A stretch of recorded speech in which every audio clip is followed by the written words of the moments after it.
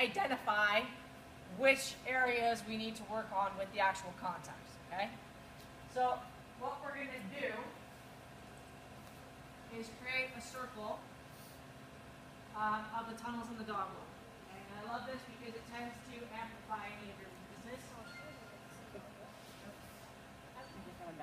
So we're going to start down here, we're going to send them into the tunnel, up the dog walk, back into the tunnel, up the dog walk, and on.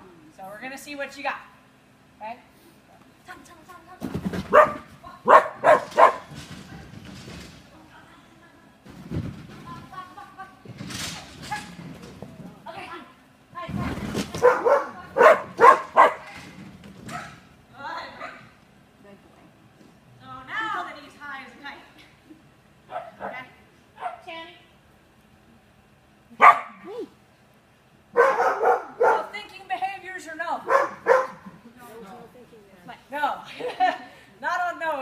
Motion's propelling him forward.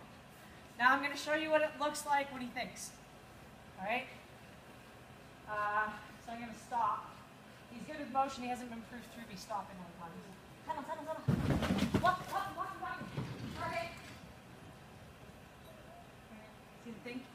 See the moment his brain kicked in? Yeah. So I'll show you that again. It's not really fair because we haven't done much of this. Go, tunnel, tunnel, tunnel, tunnel. Walk, walk, walk, walk. Target. Okay, see that? We don't want that crap. That is what gets you to miss your contacts. I'm going to help him a little bit with my motion, but I'm going to help him a lot with my voice this time. Alright, so listen to the difference because I purposely did what with my target. Anybody notice the tone of my voice when I said target? Target! Do it. Create stress. So, same thing with the table. Okay?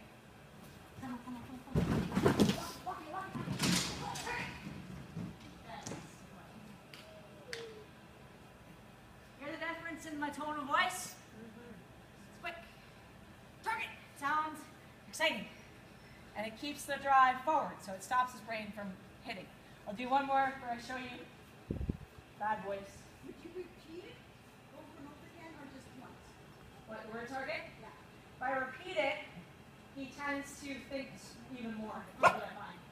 So, if anything, I tend to extend him. If I know that I have to slow down or stop, right, I'll even just go, go, go, target, right, to help, or walk it, target. Something to create the push behind. See how the tone of voice feels like I'm driving him forward? Opposed to target, which sounds like I'm holding him back. So what if you already say bottom and should we retrain and say target then? Because I say bottom. You can use whatever word you want. It's the tone of voice that you use to say the word. With the drills that you did before, like bottom wouldn't make any sense though, right? It's just a word. So you're associating the word with the 2 on 2 off. Okay. Right? So you can use whatever word you want. If you have a word that they already ignore, pick a new one. Okay. Okay? Because I was taught, like, dog walk is like bottom. Yeah. So then if you don't have words, it's dog walk. Yeah, then just use the dog walk word to create the different tones. Right? I train on a verbal because I also have a run. So if I tell him run, run, run, run, run, I want running dog walk. I have trained dogs before, if I don't say target, that they'll stop. But because he's a retrain, I definitely needed a word. So if you don't have a word, that's fine. But if you need to extend your dog forward, then you're going to be using your voice using different words. Like go, go, go, right? If you don't have a running contact. Or walk it, walk it, walk it, opposed to walk it. Right? One sounds like, oh my God, I think we're going to go off course soon. And the other one's like, okay, we can go. Okay? Or if I need to keep them just even key, walk. Right? Just comes out of easy. Right? But not forceful. If I try to pull him back, it's like stretching a rubber band. Eventually it's going to break. You keep pulling and pulling and pulling, and then they get mad at you, and eventually they go, you know what, I'm not listening anymore. Right? So that directions thing again. So I'll show you again, tone of my voice. It's also, like you were saying a while ago, if the dog walk is one of the last obstacles, Yeah. because your adrenaline, you just, jump and did, over, 18, 20 obstacles, you're probably starting to be out of breath. That's the last one. You're hoping, they'll go right. Yeah. So, not intentionally, but I think it's all the times you would say the word, like to say, oh, yeah. Yeah. Because it's a reflection, our voice is a reflection of what's going on in our head. If we're starting to panic because we're like, oh my God, I'm almost there, I'm almost there, I'm almost there. You're psyching yourself out. You're not there until you get over the last jump and the jump bar is up. Especially in a gamble. Right? It's a gamble. So people do this going, oh my God, because you get to the end, you go, I'm so close, I'm so close, I'm so close. Right? If you get into that mindset, that's when mistakes happen.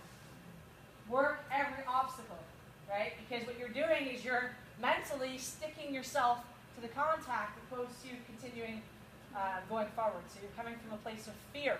You're afraid the dog's not going to hit it and you're not going to get the cue.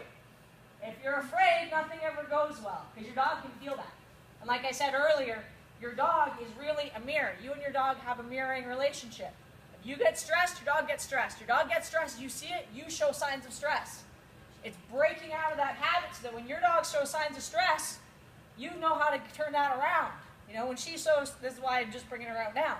If she shows signs of stress, and I go, oh my God, she's not going to run, and everyone's going to see it, and everyone's going to know that she's worried, and I'm going to look like a terrible trainer, I can psych myself out pretty fast, right? There was a time when I told myself all of that. I trained her in secret. I trained her in secret so that nobody could see that. Right? But you have to accept and say, okay, if she does this, I have a plan for that.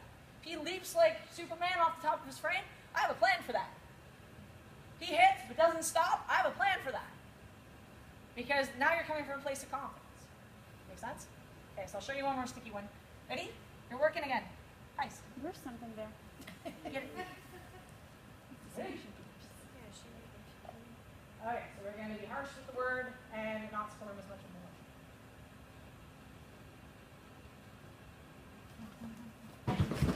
Walk it. Target!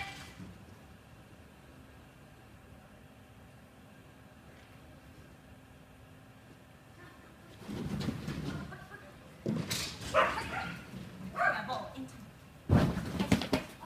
That's it, yay! You see the difference between them? Dog hasn't changed in the last 30 seconds. Right? The last one is what I like. That's where I don't get any of this stuff. He runs that, similar to what you guys have been doing on the objects, right? See that similarity? You run him down, he gets in position, he's ready to go.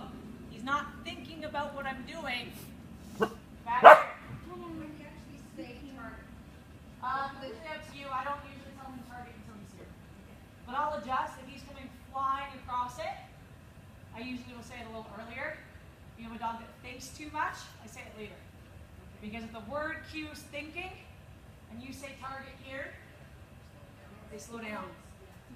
But hopefully, with the other skills that I've given you, you can get rid of that. Okay? Because you'll create the word target actually means speed up and to stop, not slow down and stop. That makes sense?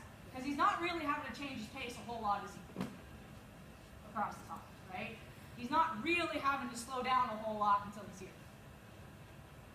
Then he starts to shift back. Everyone see him lean back? Okay? So that's where he's taking the weight off the front end. But he doesn't, what I don't want is for him to start leaning back up here because he doesn't need to do that. This is where your dog walk times start adding time, adding strides. If he starts thinking up there, it's a big difference between him running in a position and him creeping in a position. And it mostly has to do with where his mind's at.